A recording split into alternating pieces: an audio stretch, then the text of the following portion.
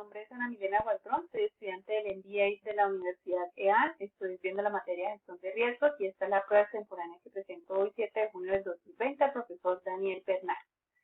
Esta prueba tiene 5 puntos que vamos a verlos a continuación. El primero de ellos es un análisis de brechas en el cual enumeré o enlisté todas las aprendizajes que tuve durante la materia. Lo primero es hablar sobre los procesos que se deben surgir para la gestión de riesgos, aquí están enumerados. El plan de gestión del riesgo, lo que debe contener, estos son los acápites o los capítulos más bien del plan de gestión del riesgo. Aprendimos también algunas estrategias para identificar riesgos, aprendimos estrategias para hacer un análisis cuantitativo de los riesgos, que también están enumeradas aquí. Hicimos lo que se llaman los planes de respuesta para los riesgos, aquí también están enumeradas cuáles son esos contenidos que debe tener un plan de respuesta. Las estrategias para los riesgos positivos, hay 5 estrategias que se deben formular, las que se pueden formular a la hora de definir el plan de respuesta, las 5 estrategias para los riesgos negativos y también cómo se deben monitorear los riesgos. En cuanto al análisis de beneficios, pues enumeré 10 beneficios que tuve del aprendizaje de esta materia. El primero, pues para mi ejercicio profesional, el primero es mayor probabilidad de riesgo en los proyectos emprendidos, valor agregado en la gestión de proyectos al identificar y aumentar la probabilidad de ocurrencia de los riesgos positivos, incremento de la productividad al reducirse el impacto de situaciones adversas, disminución considerable de los eventos que generan incertidumbre, reducción de costos de los proyectos, mayor nivel de satisfacción de los proyectos, seguridad y liderazgo en el equipo de trabajo, facilidad en la toma de decisiones basada en información, mejor relacionamiento con la dirección al tener claridad y mantener informados sobre los riesgos del proyecto y su seguimiento, y un aprendizaje continuo de experiencias y gestión de riesgos en equipo. Bueno. El tercer punto es la identificación de los riesgos. Para esto, el profesor nos solicitó revisar un video, un documental sobre la Torre de Shanghái. Este rascacielos es el rascacielos más alto de China, el edificio más alto de China y el segundo más alto en el mundo. Y sobre él y la construcción de él se identificaron riesgos positivos y negativos utilizando el pensamiento lateral y los diagramas de Chicago o esquina de Chicago. Entonces se identificaron, como ustedes lo pueden ver acá, 7 riesgos. El primero es un riesgo negativo, consiste en que los cimientos no soporten el peso del edificio.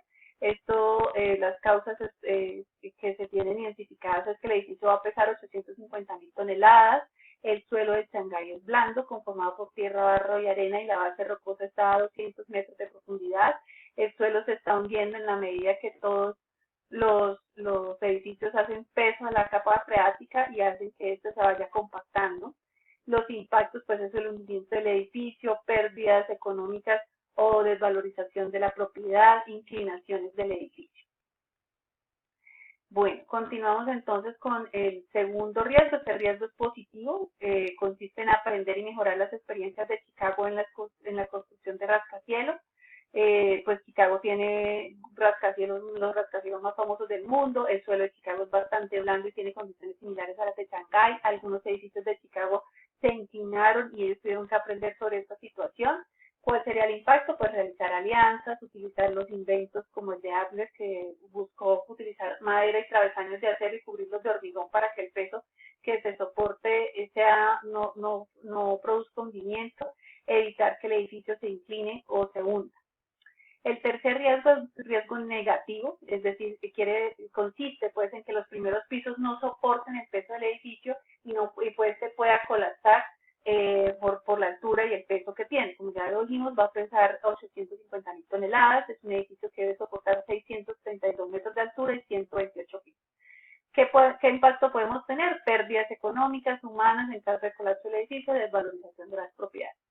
Riesgo negativo número 4. Demoras e inseguridad en el transporte dentro del edificio para mover las 16.000 personas en los 128 pisos. Entonces resulta que el edificio, como ya lo hemos dicho, de 632 metros y 128 pisos, puede gastar mucho tiempo desde el primero hasta el último piso La seguridad pues debe garantizar y dar confianza a todos porque tienen una gran expectativa sobre el edificio.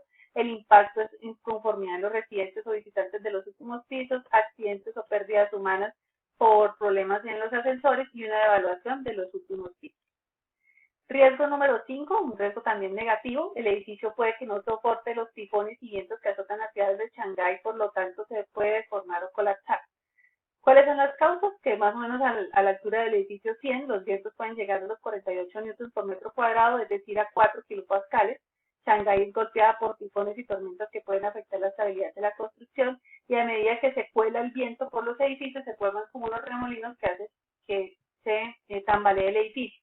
¿Cuál es el impacto? Deformación o colapso del edificio, pérdidas humanas y materiales, mareo de los ocupantes de los últimos pisos por movimientos del edificio.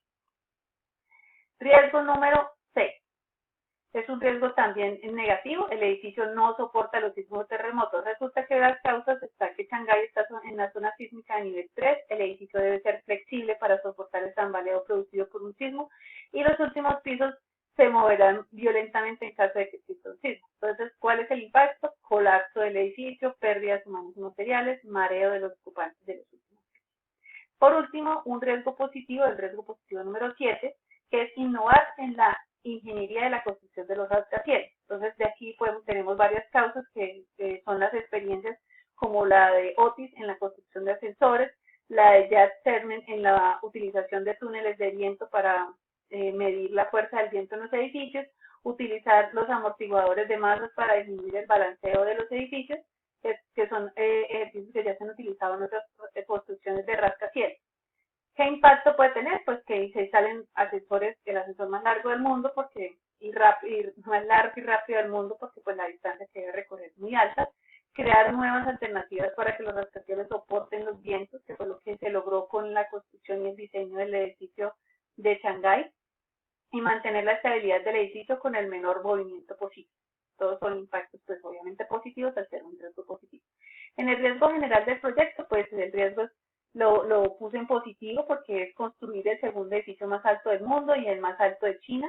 Las causas pues es una alta densidad poblacional con más de 10.000 habitantes por kilómetro cuadrado en Shanghái, que tiene más de 24 millones de habitantes. Está la ubicación del edificio debe ser Pudong, que es un centro internacional de negocios de Shanghái. El impacto, pues que será el edificio más alto de China nuevamente. El edificio contará con 632 metros de altura, será el más alto construido en una zona sísmica y puede albergar a 16.000 personas. Bueno, como punto 4, después de haber hecho una identificación de los riesgos, se hizo un análisis semi-cuantitativo del riesgo. Para ello se construyó la matriz de probabilidad de impacto, que es la que estamos viendo aquí en este momento. Se hicieron unas convenciones para definir o calificar los riesgos, y luego hicimos una calificación de probabilidad de impacto. Entonces, por cada uno de los riesgos identificados se calificó la probabilidad y se calificó el impacto, pero el impacto con un peso del 35% en el alcance, porque lo más importante es lograr la construcción del edificio, un 10% en el tiempo, un 20% en los costos y un 25% en la calidad. Esos fueron los supuestos creados para el impacto en el desarrollo del proyecto, y con base en ellos se hizo la calificación de cada uno de los riesgos. Posteriormente se hizo el impacto ponderado, la criticidad y la calificación del riesgo. El impacto ponderado, como ya lo hemos hablado, consiste en multiplicar el peso del impacto según cada uno de los alcances, de los tipos de impactos, y la calificación dada, y con ello obtuvimos este impacto ponderado. Y la criticidad, que resulta de multiplicar el impacto ponderado por la probabilidad del riesgo, lo cual nos permitió ubicar la calificación del riesgo de esta manera, como ustedes están viendo, teniendo 4 riesgos altos, 2 riesgos moderados, y un riesgo bajo. Luego hicimos también la clasificación de los riesgos en la matriz de riesgos. Como les decía, nos resultaron 4 riesgos altos, 2 moderados y 1 bajo. Finalmente reorganizamos los riesgos según la criticidad y lo que logramos es saber que el riesgo más crítico o de criticidad más alta es el riesgo número 5, que no soporte los tifones de la ciudad, o también está seguido del peso del edificio, que los cimientos no lo soporten y se hundan, también que no soporte los sismos o que los primeros pisos no soporten el peso. Están después las demoras en la inseguridad en el transporte dentro del edificio como un riesgo moderado.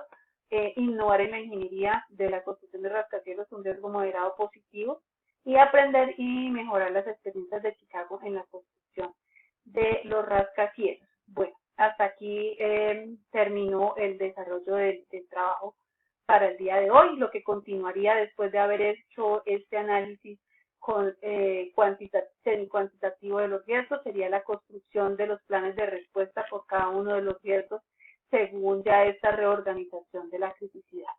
Muchísimas gracias. Hasta luego.